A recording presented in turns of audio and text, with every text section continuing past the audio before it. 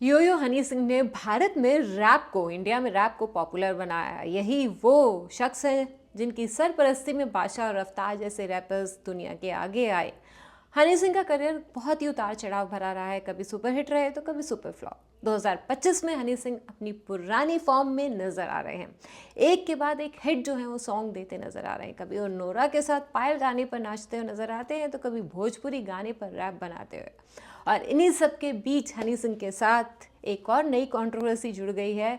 नई इसलिए बोल रही हैं क्योंकि कंट्रोवर्सी से पुराना नाता रहा है हनी सिंह का, जिसके बारे में मैं आगे बात करूंगी आपसे। लेकिन सबसे पहले उनकी लेटेस्ट जो कंट्रोवर्सी है उसके बारे में बात कर लेते हैं, जो कि हुई है उनके गाने दिदिया के देवरा, भोजपुरी गाना जो आपको हर जगह हर रील में नज़र आ रहा होगा, जिसपे ईशा गुप्ता जो है बहुत लंबे टाइम के बाद जो है तड़काऊ भड़काऊ ढंग से नाचती नज़र आ रही हैं।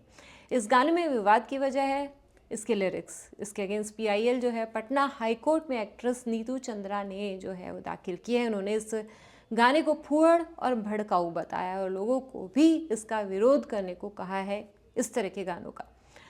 सिक्योरिटी के ऊपर आ गई है ये बातें, ये सारी चीज़ें, ये से गाने लोगों को पुश करते हैं कि आप कुछ भी कर सकते हैं, कह सकते हैं। लड़कियों को, वुमेन को, उनके बॉडी पे, उनके उस पे गाने बजते रहते हैं और हम लोग इसको इतना नॉर्मलाइज कर दिए हैं कि उनको लगता ही नहीं कि गलत है। और ये गलत है क्योंकि आप लोग कैसे, हम लोग चाहे कितने बड़े बड़े पोजीशन में काम करते हो लेकिन सर झुका के ही चलना पड़ता है, नज़र झुका के ही चलना। बड़े लोग आते हैं, बैठते हैं, हम लोग नहीं बात कर पाते हैं। आप लोग को सबको पता है कि इस तरह के अभद्र गाने बजते रहते हैं और हम लोग थक गए हैं। इसीलिए अब आप ऐसा नहीं कर सकते हैं, कोई भी ऐसा नहीं कर सकता। मुझे पर्सनली हनी सिंह से कोई शिकायत नहीं है। उनके जो गाने हैं और वैसे सारे गानों पर गवर्नमेंट से रिक्वेस्ट है कि वो उस पर। अब आगे पता चलेगा कि कोर्ट जो है वो क्या एक्शन लेता है हनी सिंह के अगेंस्ट। लेकिन हम आपको बताएंगे हनी सिंह से जुड़ी पुरानी कंट्रोवर्सी, जिसमें नंबर 1 पर है शाहरुख खान का थप्पड़। चेन्नई एक्सप्रेस का गाना लुंगी डांस खूब फेमस हुआ। इस गाने के बाद शाहरुख हनी सिंह से इतना इम्प्रेस हुए कि उन्होंने डिसाइड कर लिया कि उनके साथ आगे काम करेंगे।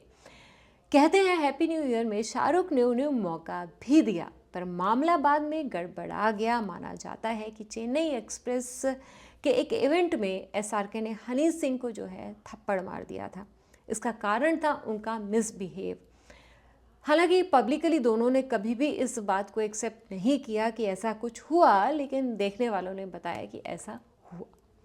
अब दूसरा जो कंट्रोवर्सी है जो हनी सिंह के साथ जुड़ी हुई और उनकी गिरफ्तारी की मांग हुई, वो भी थी उनके गाने की लिरिक्स की वजह से, जिसका जो क्रिटिसिज्म है उन्हें बड़ी लेवल पे झेलना पड़ा था। 2013 में मामला सामने आया था, एक गाना आया मैं हूँ बलात्कारी। इसके बाद हनी सिंह पर केस हुआ, उनको गिरफ्तार करने की मांग उठी।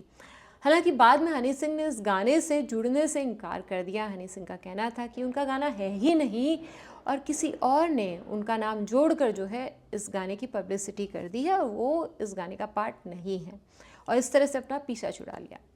तीसरे नंबर पर बादशाह से झगड़ा जो है उनकी कंट्रोवर्सी है। एक ज़माने में पक्के वाले फ्रेंड्स थे बादशाह और हनी सिंह, और एक साथ काम भी करते थे। दरअसल दोनों जो हैं जब काम करते थे एक साथ, तो हनी सिंह उनको क्रेडिट नहीं देते थे, बादशाह को ऐसा लगता था उनके काम का। ऐसी भी रिपोर्ट्स आई कि एक इवेंट में हनी सिंह ने खुद को रोल्स रॉयस बताया और बादशाह को नैनो कह दिया था। फिर एक प्राइवेट पार्टी में उनके बीच हाथापाई भी हो गई थी। इसके बाद दोनों ने साथ में कभी काम नहीं किया, और अभी जब वापसी की है हनी सिंह ने, तो भी बादशाह पर एलिगेशन लगाए कि वो उनका मजाक उड़ाते थे, बीमारी का भी। अब 4th नंबर पर आती है पुलिस स्टेशन में फ़ोटो सेशन की कंट्रोवर्सी। हनी सिंह पर एक केस दर्ज हुआ, इसके लिए वो नागपुर में एक पुलिस स्टेशन गए। वहाँ पूछताछ और बयान दर्ज कराने के बाद पुलिस वालों और उनके परिवार के साथ हनी सिंह ने फ़ोटो खिंचवाई। ये पिक्चर्स जो थी जब सामने आई सोशल मीडिया पर, तो हनी सिंह को बहुत ज़्यादा आलोचना, क्रिटिसिज्म झेलना पड़ा लोगों का। उनका कहना था कि उन्होंने ऐसा क्यों किया जब उनके अगेंस्ट एक कंप्लेंट थी। 5वें नंबर पर आती है मखड़ा गाने की कंट्रोवर्सी। जैसा कि हमने बताया कि हनी सिंह के गाने हमेशा क्रिटिक्स के निशाने पर रहते हैं। ऐसा ही गाना मखड़ा 2018 में आया। इसके लिरिक्स पर महिला आयोग ने आपत्ति जताई, खासकर मैं हूँ विमेनाइजर इस लाइन पर महिला आयोग ने नाराज़गी जताई।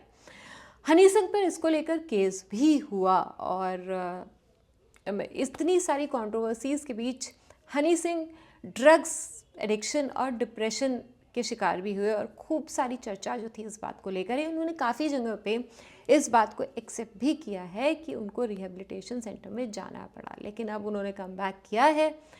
तो आप बताइए कि आपको उनका कम बैक जो है वो कैसा लगा? कि आपको भी लगता है कि उनके गानों की जो लिरिक्स होती हैं, हनी सिंह को जब वो इतने बड़े मास को, यूथ को अपील करते हैं, तो ध्यान रखना चाहिए कि किस तरह के लिरिक्स हैं वो बनाए और तब वो अपने गाने बनाए, तब भी लोग देखेंगे ही। इस बारे में आपका क्या कहना है? आप कमेंट सेक्शन में हमें ज़रूर बताइएगा और हमसे जुड़ने के लिए थैंक यू सो मच। और जाते जाते हमें लाइक करना और सब्सक्राइब करना बिल्कुल मत भूलिएगा।